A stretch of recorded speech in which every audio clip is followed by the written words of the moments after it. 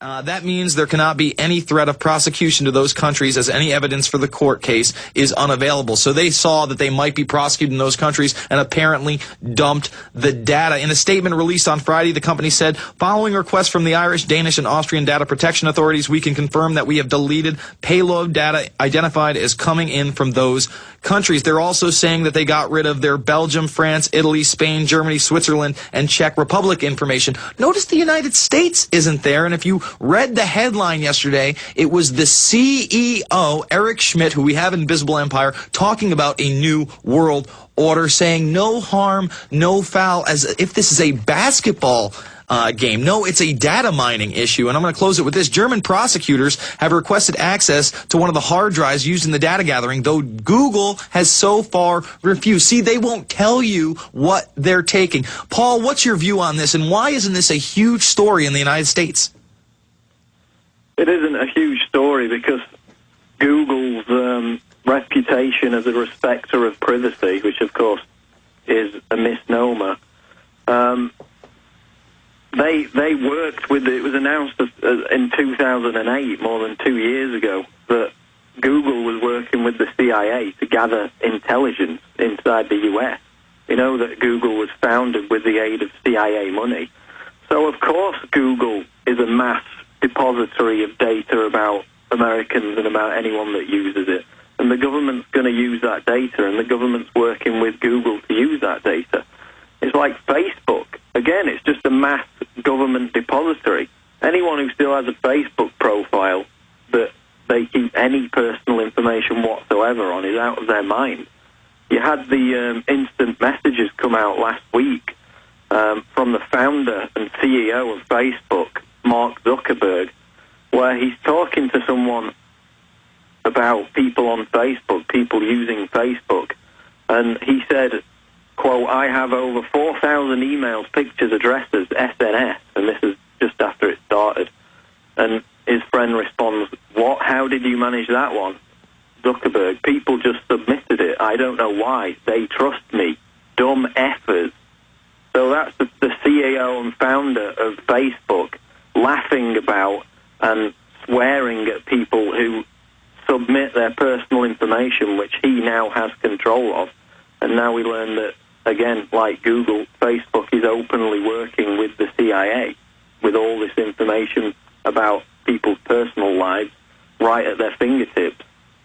Exactly. It's going to create a system where they can really database and profile people on another level and then sell those databases and profiles to private companies, so you won't even have to go on Facebook to see the little ad on the side. They're going to match your IP address with your Facebook account, and you'll literally go to any search engine or website and you'll see those type of ads. And it goes much, much further than that. Again, in Invisible Empire, I go over Hepting versus AT&T, where the largest telecommunications companies, 99.9% of the telecommunication companies in this country, are taking all the data and storing them with Norris Insight systems for the federal government. And they are being keyed up through Echelon, Carnivore, and other systems to database you, to profile you. And this is just another step in the cashless society control grid that they're trying to put into place, Paul.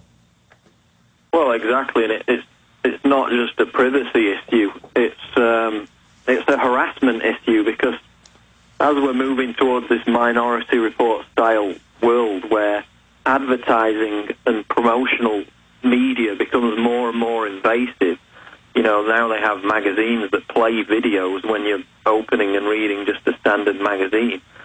They have systems whereby if you drive by certain places on the highway where they have transmitters, they can sense what radio station you're listening to and display ads based on those tastes in music or preferences. When you list the bands that you like on your Facebook page, targeted advertising based on that information that you submitted is then directed towards you. So it's not just a question of your personal life being exposed and being known. It's the harassment that will follow as a result of this Minority Report style invasive advertising, which will all run off the information that you gave them in the first place. And it's not just that. Years ago, the FBI announced that they would be trolling MySpace and Facebook with fake profiles to basically entrap people. For instance, I remember the story last year at a high school prom party in New Jersey. They had some just police officers infiltrate one of the groups, say, hey, this is where the party's going to be, and they went and busted a post-prom party via Facebook. People need to realize this is already in use by law enforcement. Well, exactly. I mean, it's no surprise because the entire internet was a NSA database. That's how it began, and it hasn't really changed from that in 2010. So people need to be more aware than ever about personal information. I still find it amazing that people will post photographs of their own children and, you know, photographs of their own personal life completely openly on the internet for everyone in the world to view. I mean, if they value their privacy so little, then, you know, they shouldn't be surprised when all these scandals emerged about how their data was being sold by the government and between different corporations. So it's a two-way street. It's the Alex Jones Show. I am Jason Bermas sitting in. We're going to come back with one final segment with Paul Joseph Watson of PrisonPlanet.com. We're streaming live over at Infowars.com and PrisonPlanet.tv. Before you go, I want to get your take on Calderon earlier in the week getting in front of the White House lawn with President Barack Obama, denouncing the Arizona law. President Barack Obama getting up there saying, well, I think the law has the potential to be used to racially profile, and then now getting in front of our Congress and receiving a standing ovation as he says, yeah, we're going to ban the guns, and we're just going to make everybody legal here. It's despicable what Arizona's doing. Yeah, I wrote an article this morning about Congressman McClintock's response to what Calderon said and how he was cheered on by the Democrats in Congress. And he basically quoted President Teddy Roosevelt from about 100 years ago on how immigration was originally defined and how immigrants should emigrate into the United States and how it should be done. And the full quote's in the article. And Teddy Roosevelt basically said, we only have room for one flag, the American flag. We only have room for one language, and that is the English language.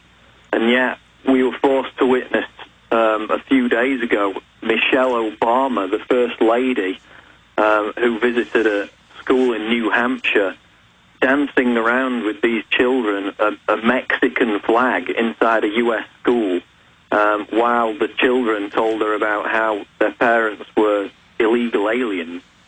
So I find it absolutely abhorrent that you've got these radical racial liberation theology people who are hyped up with this La Raza coming into the U.S. illegally, flying the Mexican flag, tearing down the U.S. flag, and now even you have students on campuses getting kicked off for wearing T-shirts with the American flag on. And it's completely 180 to what the original scope and purpose of what rational immigration into America was supposed to be about. So it's a disgrace that a president, call him a president lightly, he basically lost the election and he got in by hook or by crook. So an unelected dictator lecturing the United States Congress and the American people about their own domestic laws and then going further and attacking the Second Amendment and calling for the assault weapons ban to be reinstated. And McClintock called it an outrage, and that's exactly what it is. Absolutely an outrage. And to go back to what Michelle Obama did, they are playing on the dumbed-down masses' heartstrings by showing you this cute little girl, and my mommy says we don't have papers. Does that mean I'm going to get taken away? And then Michelle Obama says, don't worry, sweetie. That's one of the things we have to fix, and we're going to fix that. Don't worry. I was blown away, and you're seeing this all over the news.